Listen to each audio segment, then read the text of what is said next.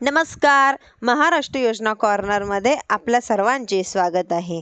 आजच्या व्हिडिओच्या माध्यमातून आपण बघणार आहोत की शेतकऱ्यांना आशा आहे की सणावारांच्या काळात 2,000 रुपये त्यांना मिळतील. काहींचा दिलासा होणार की मोठ्या प्रमाणात अतिवृष्टीने शेतकऱ्यांच्या पिकाचे नुकसान झालेले आहे.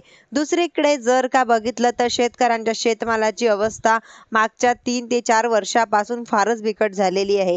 शेतमालाला हमीभावाच्या पेक्षाही कमी भाव मिळतोय.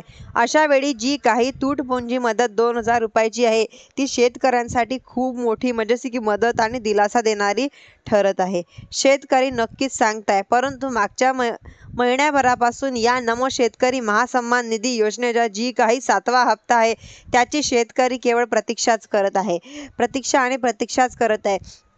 त्यांना अजून देखील या हप्ता मिळाला नाही. वेगवेगळ्या पद्धतीने शेतकऱ्यांकडून पैसा उकळण्यात आणि PM किसान योजनेच्या हप्त्याला ज्या वेळेस उशीर झाला 20व्या त्यावेळेस सुद्धा आपण बघितलेलं होतं की शेतकऱ्यांना पाठवले जात होते की या लिंकवर टच करा, हे करा, ते करा, हे काढा, हे कार्ड काढा, ते कार्ड काढा, तुमचा निधी येत नाही, अशा प्रकारे सातत्याने सांगितलं जात होतं.